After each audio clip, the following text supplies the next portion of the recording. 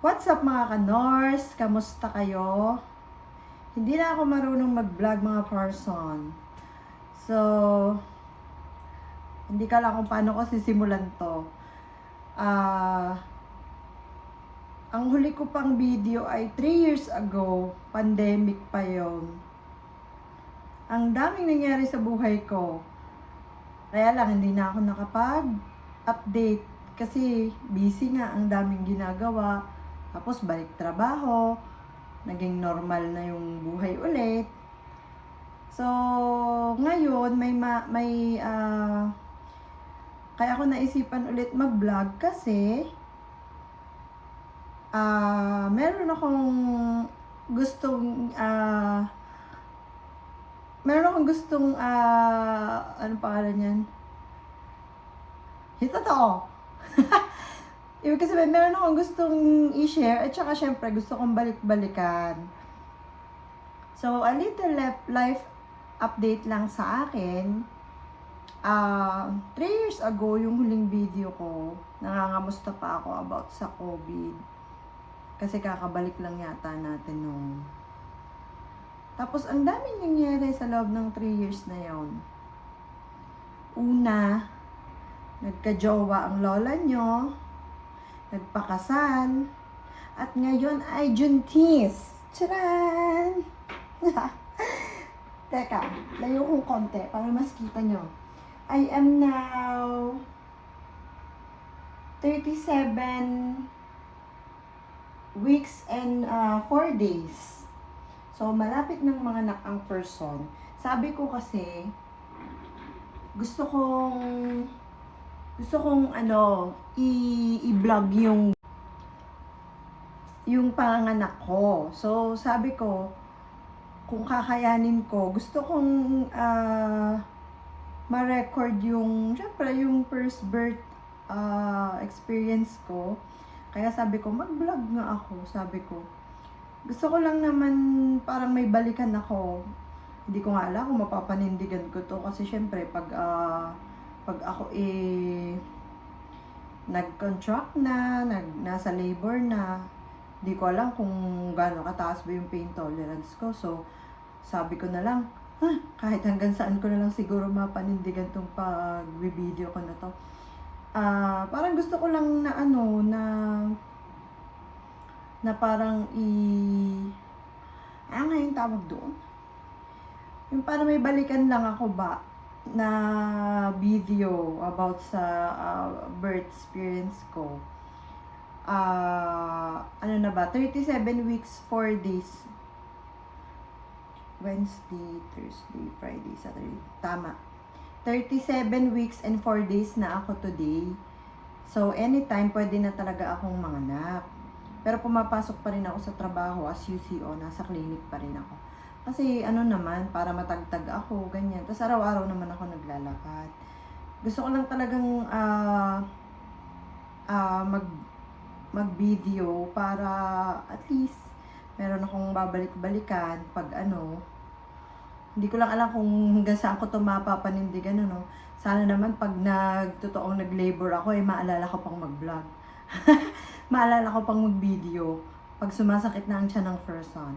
So, kakatuwa lang, ang daming nangyari, di ba? Parang, sabi ko dati, bakit yung ibang tao, kako, ang daming, parang ang bilis ng mga nangyayari sa buhay nila. Parang, in a snap, parang nakakilala, nag-asawa, tapos ngayon may anak na. Ganun yung mga, ko dati, kabiteran ko dati sa buhay. Alam niyo naman, 9 years na single ang lola nyo. So, yung mga ipinagrereklamo ko na iyon dati ay nangyari sa akin. Nagkakilala kami ng aking asawa ay December 2020. Tapos, nagpakasal kami December 2022. Tapos, ayan, manganganak naman ako ng December 2023. Bang bilis, Ang bilis. So, ayun, tingnan natin kung kailan ako manganganak. Anong hulaan nyo kung kailan ako manganganak? Kasi ang aking 38 weeks ay December 19. Pero ang due date ko talaga ay January 2. So, December 19 to January 2, either sa mga dates na yon ay pwede na akong manganak. Dito naman ako manganganak sa St. Luke's kasi nag-charity ako sa kanila under social service. So, yun, parang pag kasi nag-apply ka under social service dito, i-interviewin ka nila, then bibigyan ka nila ng category. Kung gaano ka category ng discount ba. Like ako na category B ako. So, 70% off ako sa mga labs, mga ultrasound, lahat ng mga pinapagawa. And then 60% off ako sa mismong panganganak ko. So, I will soldier. I will, English pa kasi girl. Totoo. Ay, kita niyo na ang kaitim ng kilikili ng person. Ano pangalan yan? So, isi-shoulder ko po ang 40% ng magiging bill. And then, 60% ay sa kanila. So, ayan. Nakapag-ready na rin ako ng hospital bag ko, which is nilagay ko na dito sa clinic. Wait lang.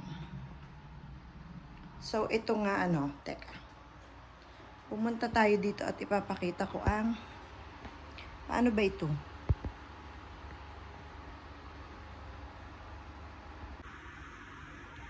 So, ayan, nandito na sa clinic yung hospital bag ko.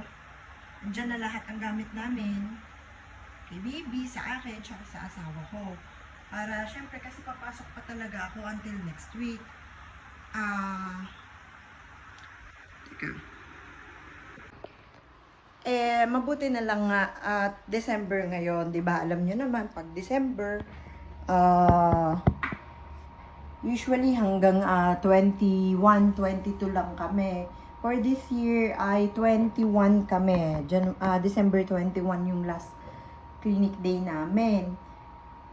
So, tingnan natin kung manganganak na ba ako before matapos yung clinic namin o after. Hindi ko rin alam Pero nung Tuesday, on my 37th week, ang lola nyo, bang sakit. Ganyan ako ng ganyan. Pangalan niyan, syempre, inay-ina ako kasi 37 weeks na ako. Malambot na daw ang cervix ko, pero hindi pa dilated. Wala pang siyang CM. Hindi pa open ang cervix ko, pero malambot na siya. Nabasa ko kasi na kumain daw ng dates, ganyan. Ang mami galing ng Abu Dhabi. Di nagpabili ako ng dates, kain ako ng dates, tsaka araw-araw naman akong naglalakad. So, feeling ko naman, kaya kong i-normal delivery si baby. Ay, ipagdasal niyo ako mga ka-nurse at saka si baby for a normal delivery. Tsaka nanonood ako ng mga videos, mga tips, panganganak, syempre. First time mom here. Ay, arte nenots. Syempre, first time kong manganganak, first time ko nagbuntis. Alam niyo ba, apakabait nitong baby ko. Hindi ako nito pinahirapan. Wala man lang akong mga pagsusuka. Never ako nagkaroon ng morning sickness. Diba, yung iba papatay na. Suka ng suka, ganyan. Ako wala talaga. Hindi talaga ako nagkamero ng mga ganyan. Mga yung sasabihin mong sa umaga, sama ng lasa mo, magsusuka ka. Never ko yung naranasan. Wala nga akong pinaglihihan eh. Kaya sabi ko sa asawa ko, ang swerte mo. Sabi ko, ang swerte mo. At ako hindi man lang nagpapabili sa iyo kahit ng mga mga kung ano-anong yung iba nagpapabili ng mga cravings, di ba? Ako wala. Wala akong gayon. Kaya ako, tuloy-tuloy ako, nakapasok ako sa trabaho nang wala lalo. Parang lumaki lang ang tiyan ko. Sobrang thankful ako kay baby. Kasi hindi ako talaga nahirapan dito sa pagbubuntis ko na ito.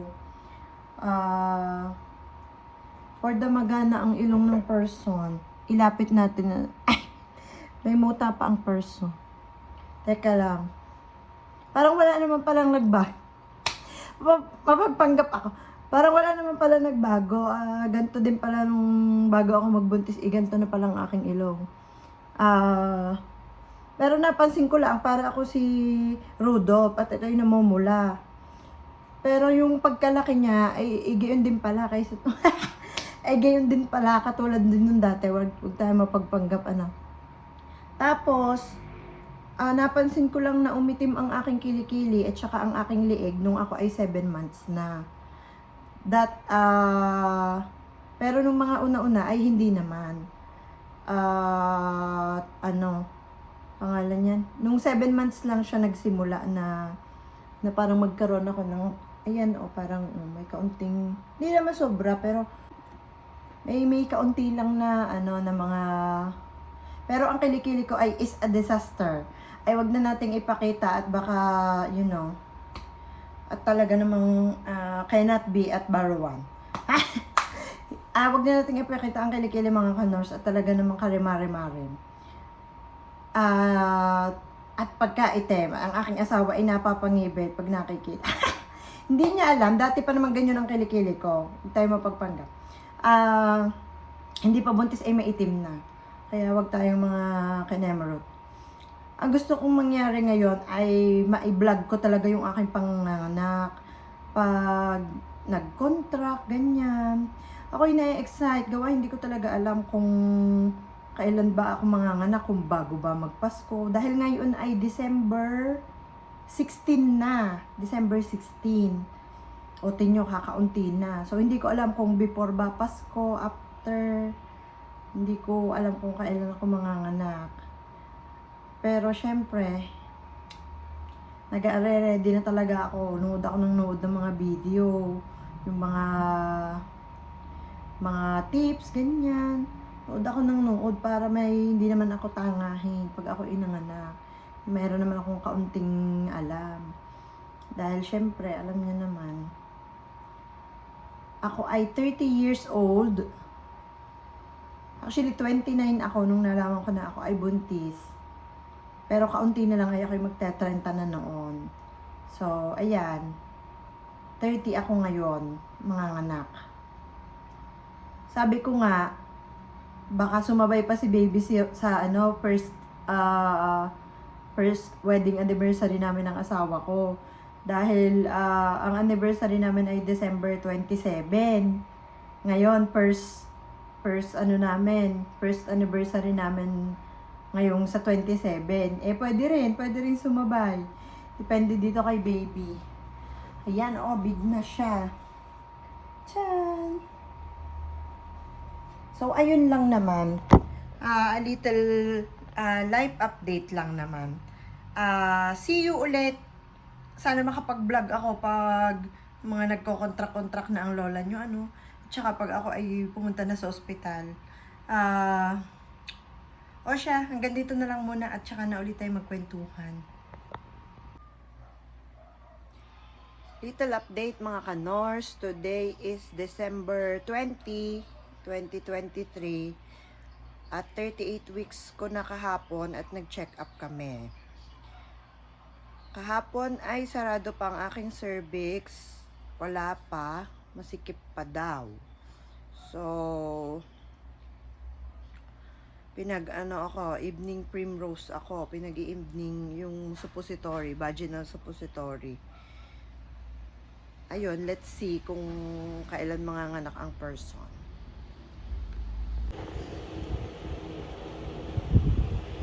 At napakalikot po niya,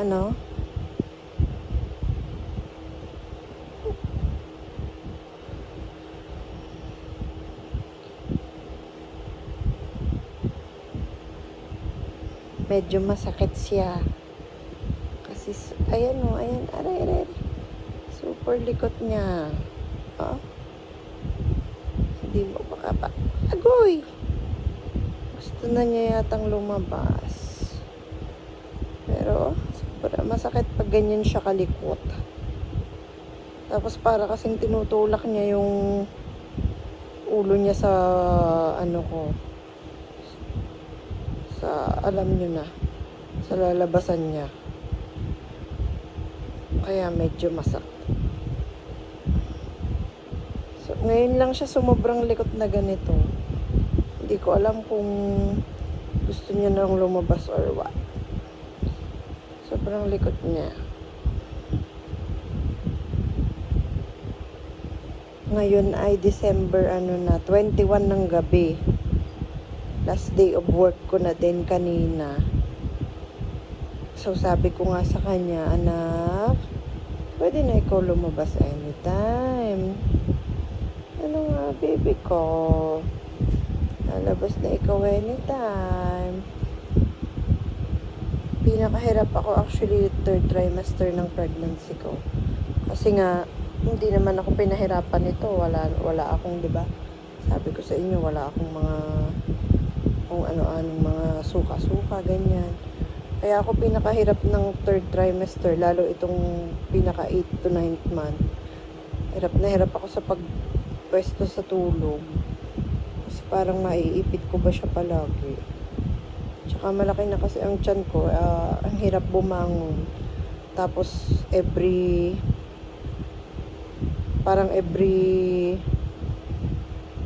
hour akong nagigising para umihi. Yun lang naman ang mahirap.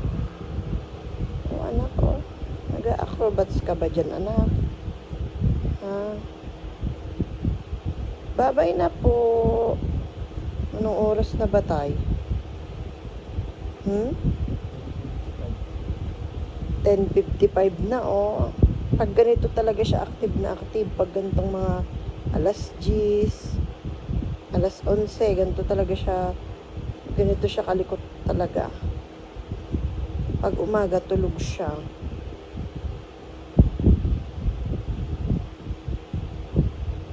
Tapos kaninang umaga, meron na akong mucus plug. Yung, sabi nila, yung parang sipon na discharge. So, feeling ko, malapit na ako manganak. Kasi nanonood ako ng videos. Sabi nila, kapag may lumabas na daw sa'yo na mucus plug, ibig sabihin, malapit ka na daw manganak. So, yun, kanina may lumabas na sa akin na mucus plug. So, waiting game na lang tayo. Ano mga ka-nurse? Siguro, hindi ko talaga alam. Kung kailan niya na lang gustong, lumabas. Oh, bye-bye na ikaw. Good night na ikaw. Good night. Mga ka-nurse. Good morning mga ka-nurse. Today is December 24. Merry Christmas! Char. Pangalan yan. Parang ngayon na ako manganganak, Kaninang alas 5, meron na akong mucus plug na may dugo.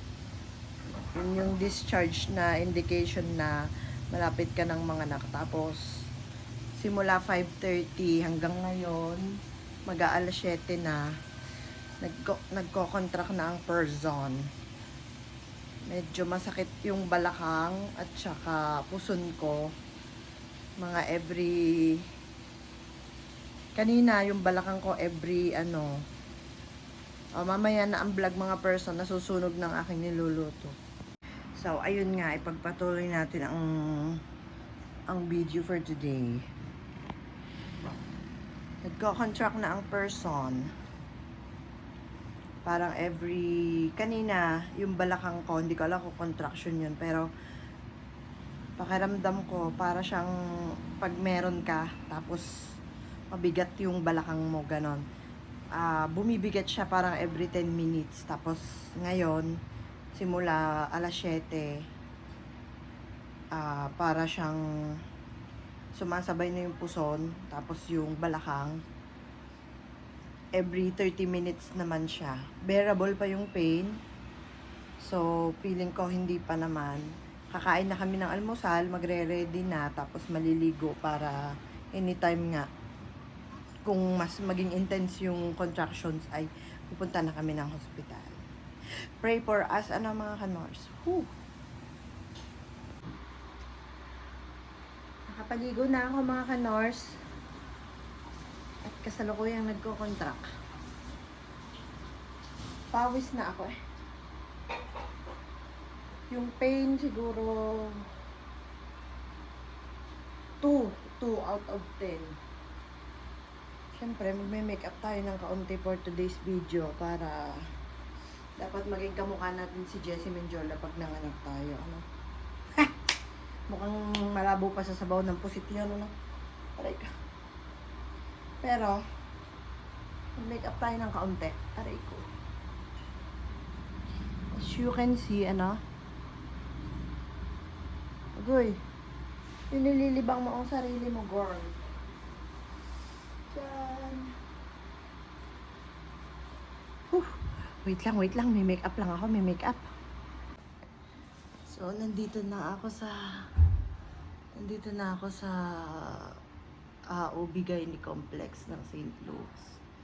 Nagpadala na ako alas 5 ng hapon. Tiniis ko yung contractions ko from 5 a.m. hanggang ngayon. 6 c.m. na ako ngayon. Kaya pala sobrang sakit na. Ay, Diyos ko. Sobrang sakit. Nakakapang. Alam niyo yung pag humihilab siya.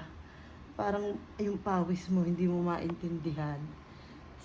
Yung asawa ko nasa labas, bawal pa kasi. Tapos,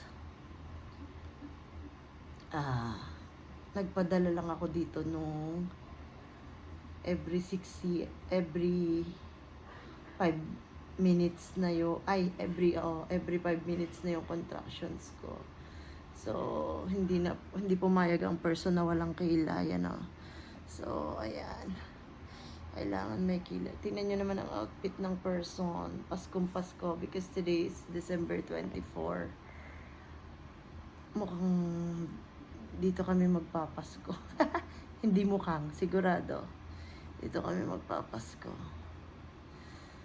Ay, lagi kong kinakausap si baby na nakikisama naman siya kasi 6 cm na ako agad.